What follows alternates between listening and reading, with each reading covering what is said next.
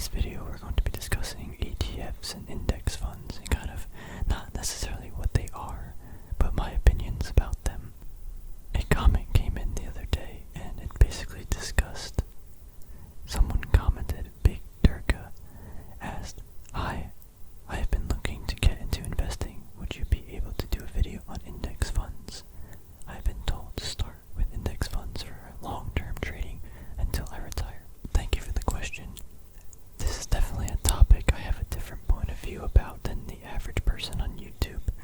I think hopefully people don't dislike the video just based on my opinions, because everyone's entitled to their own. Basically, if you don't preach investing in index funds and ETFs or whatever, people dislike your video. Apparently, why I love Hamish. He's a good guy. He's got great advice.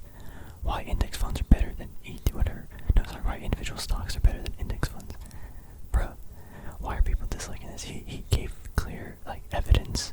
He gave a good thought process. So I need to say some stuff first. Index funds and ETFs are solid bases to your portfolio. They are basically the base of the triangle that supports the more risky decisions you can potentially make. Let's say SPY, for example, right? Basically, the market might go up, might go down, yada, yada, yada. That's a debate. However, this is kind of just, it's very, whatever the market does, you kind of want to mirror it in some kind of way, because it just makes sense. And this, buying the SPY, let's say, offers you a base, again, for the pyramid, where more risky assets can be hit, right? This thing isn't as volatile as, let's say, like Neo or something. I mean, Neo's not super volatile, but it has a lot more volatility. In order to protect yourself from this kind of volatility and, putting too much money in this, you buy these, like a SPY or whatever. It just owns the whole market. So yeah, just real quick. For most individuals, buying an ETF, an index fund, should be a percentage of your portfolio where it is used as the base. For me personally, I do not do index funds or ETFs. I don't care to do them. I'd rather build my base off of but dividend companies with very long track records, as well as fundamentals. That's just my strategy approach. I want to first get into some myths about. There's so much I want to talk about, so this video might be very long. I think people that invest only in index funds or ETFs don't really understand that they're just not being optimal with their money, I guess is how I'm trying to say it. I know that for most people they don't have the time in the day to look up companies and stocks or whatever, but how long did it take me to think Pepsi, it's a good company? I look at their balance sheet, maybe I watched 2 or 3 videos about it. I then look at, they got a good dividend, and they got a buy right now. Pepsi's just a good company. Maybe this whole decision that I'm like, I like Pepsi, that probably took an hour. You're watching this video right now, right?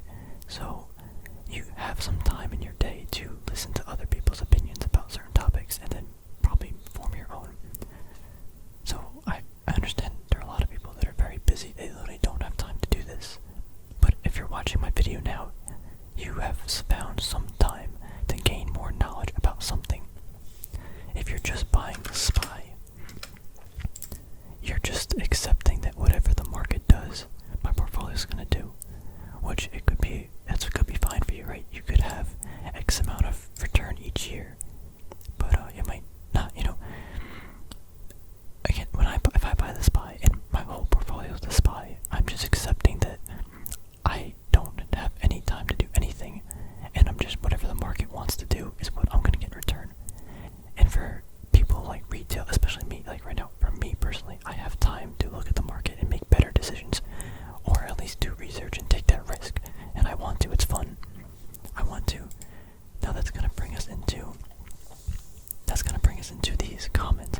I just need to address some things that people just don't understand. They just don't get it. And it's okay. They don't have to get it. But hopefully you watching my video, I can debunk some of these stupid myths these people have. Beating the market over time is nearly impossible.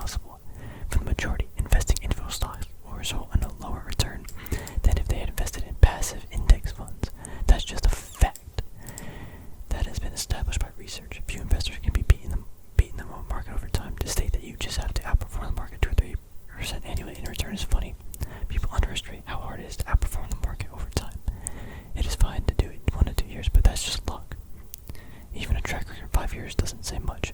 Over the long haul, most stock pickers are losers. Most people won't be able to do that. I know I can't outperform the market, but if you're able to do that, you start run a fund because you think you can make more back.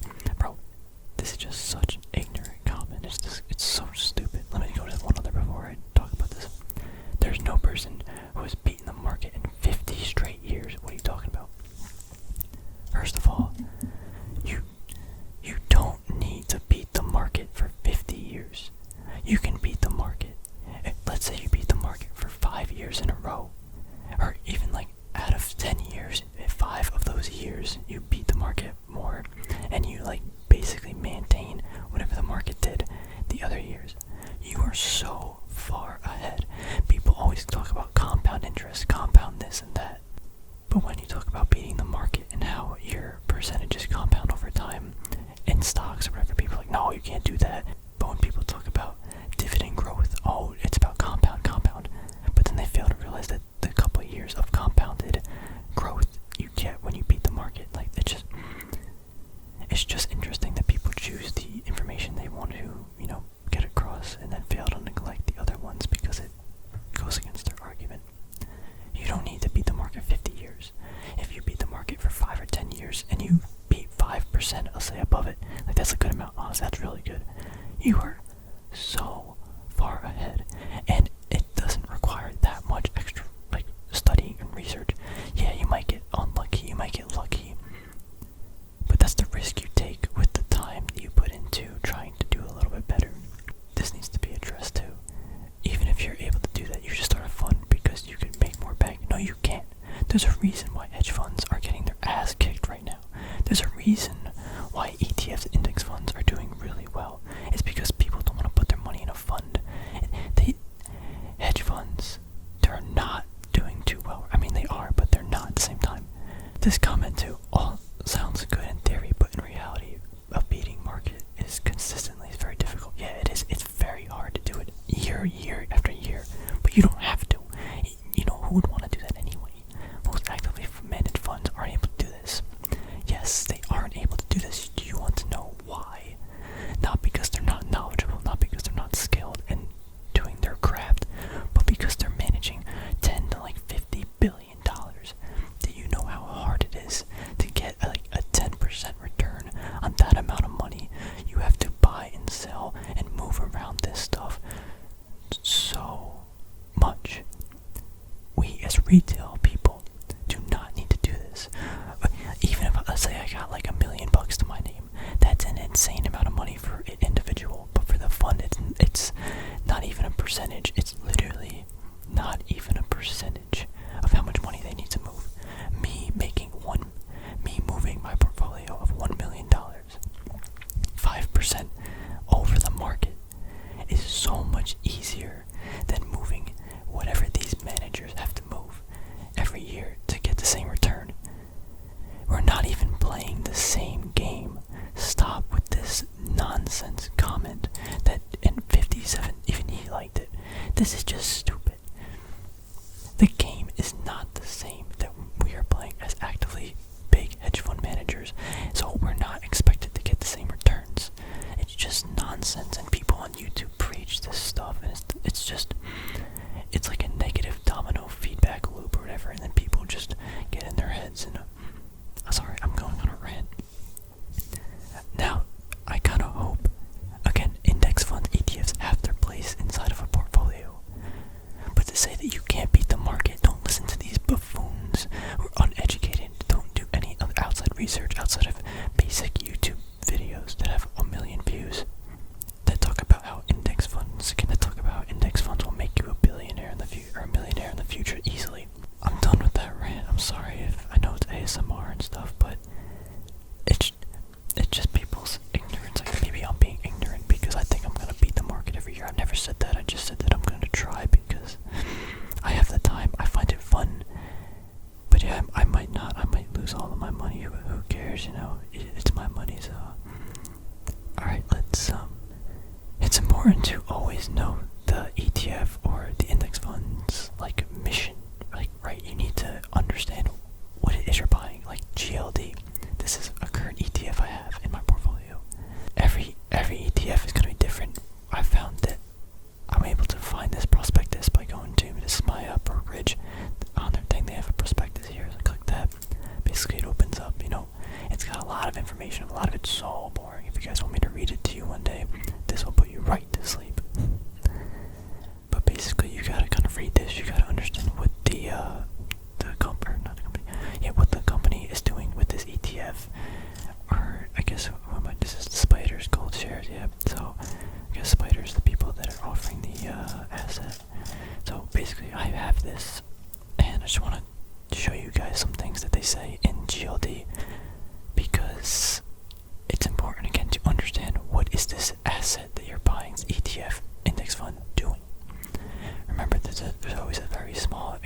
ratio, it's basically zero, right?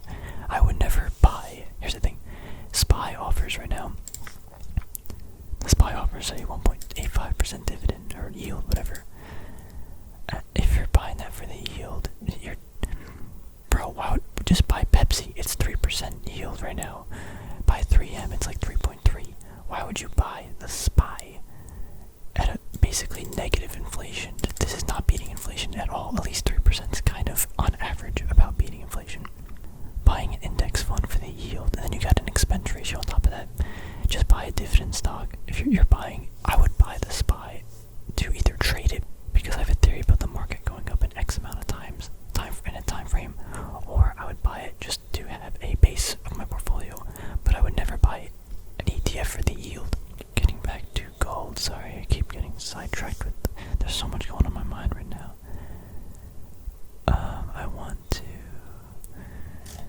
I just want to share some risks that GLD offers. So, the amount of gold, they literally say this in their thing because they legally have to identify it to you, whoever purchases. The amount of gold represented by the shares will continue to be reduced during the life of the trust due to the sales of gold necessary to pay the trust's expenses irrespective of whether the trading price of the shares rise or fall in response to the change in the price of gold. So they're literally telling you right here, the longer you hold this asset, the less gold is being backed by it, because they need to pay people for whatever reason. They need to do something with that money. They go into more depth of it, but that's kind of the whatever. But investors should be aware that the gradual decline in the amount of gold represented by the shares will occur regardless of whether the trading price of the shares rise or fall in response to the change in the price of gold.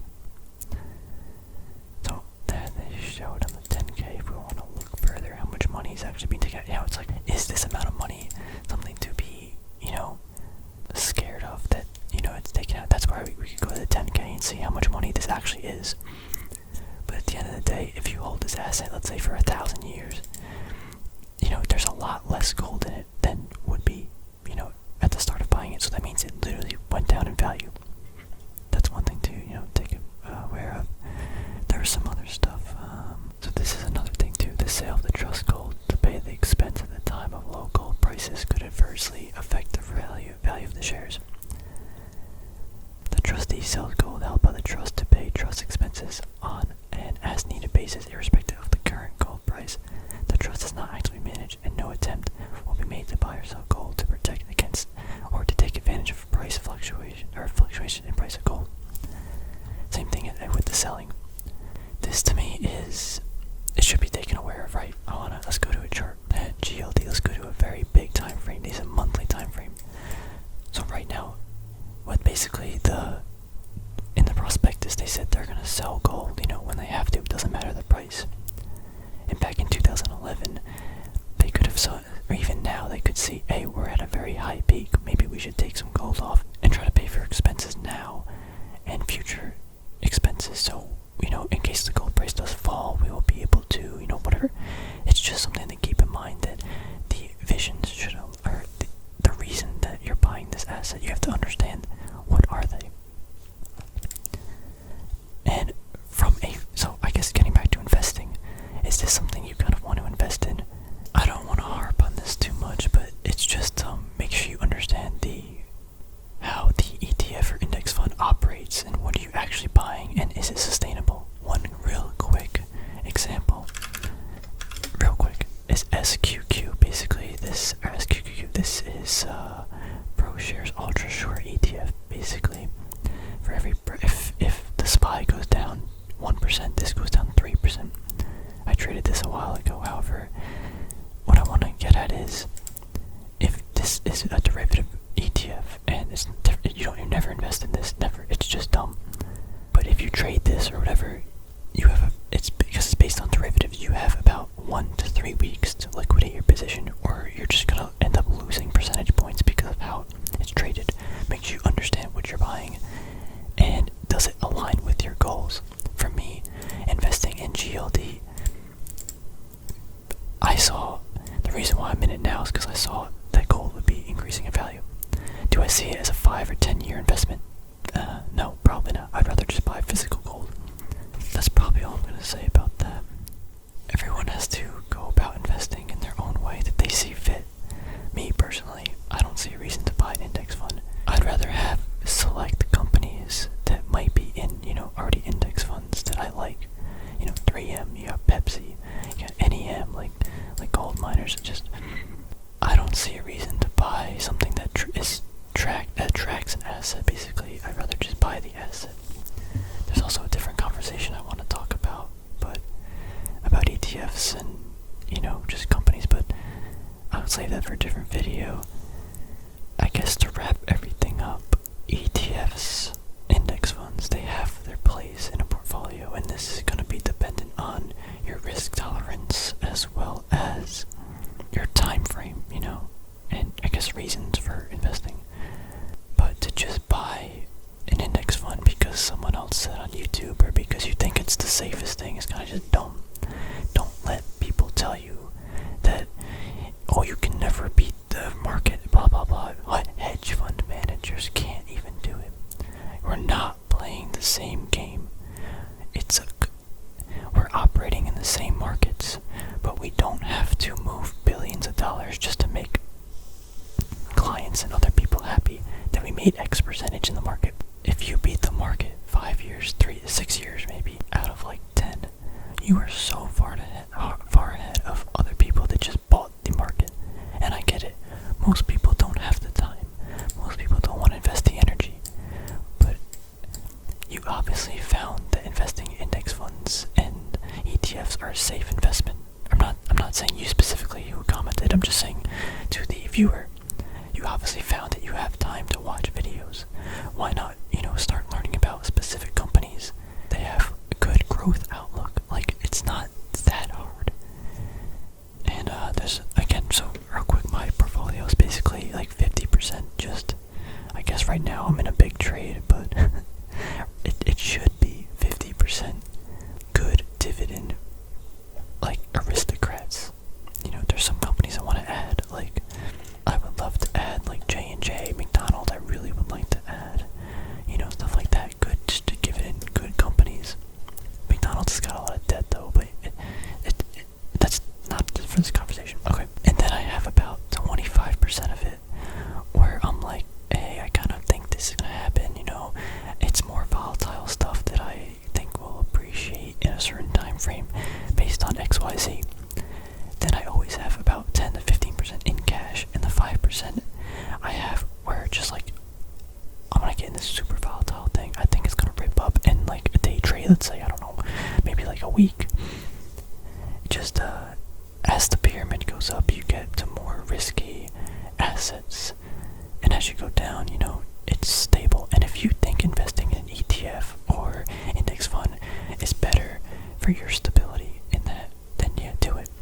I should have mentioned this in the beginning, but right now, pretty much the market and everything is not driven by value. It's driven by inflation and stimulus. It's basically everything but value, in my opinion. If I were to invest now, I would be very cautious. That's why I'm not investing too heavily, especially not into like the SPY. I'd rather buy companies because I think the SPY is just way extended. I don't know what age you are watching the video, but if you're like older and you're like getting ready to put more money in the market, this just doesn't seem like the buy to me. I mean, I think the market will go up, but just because it might go up doesn't mean that it's a value buy. It's just so twisted, the kind of market and world that we're in. It's really hard to find buy or value. You can't go wrong with buying, gold and silver or collectibles. I guess depending on the collectible, but if you remember, just if you can't hold it, you don't really own it. Yeah, I can buy 3M, I own some shares. If the Wi-Fi goes out, if there's a solar EMP, I don't own it. There's no way for me to get my money, there might be years before I can get that, and, you can invest in SPY, and, a year or 2 years from now, maybe even 5, again, solar EMP wipes out the Wi-Fi, wipes out all the cellular stuff for years, If you're investing to retire, Make sure you invest in things that you can touch. It's in your house. This stuff, yeah, it's cool. You can make a lot of money. It's fun, and it's a good way to invest and put money, for the future. But if something happens, like if I was 75 years old right now, and I needed to withdraw this in like 10 years, let's say, and in that time, just something happens, a meteor hits, I don't know, it would just say some nuclear war, Wi-Fi, everything is wiped out. How am I going to get this money? And it's just digits. So, again, that's kind of just doomsday scenario, but you always got to be prepared for everything. Always got to be diversified. And, yeah. I think this was a very long video. I really hope it doesn't get like 100 dislikes because of my rant in the beginning. However, people they just don't get it. Maybe I'm the idiot that doesn't get it, I'm always open to criticism and whatever. Index funds, ETFs, they have their place in a portfolio. They should not be the whole portfolio. And you shouldn't buy it because someone else said that you can't beat the market a little bit each year. It doesn't require that much time. I did it while working and studying in college. You can find 10 minutes every day to watch some videos about other people's opinions. You can look at their balance sheet, I can do some videos about reading a balance sheet. It's really not, yes, it is challenging. You have to look at a lot of things. But to be honest, I only look at certain things because I'm like, this is the only thing I care about. I just want to see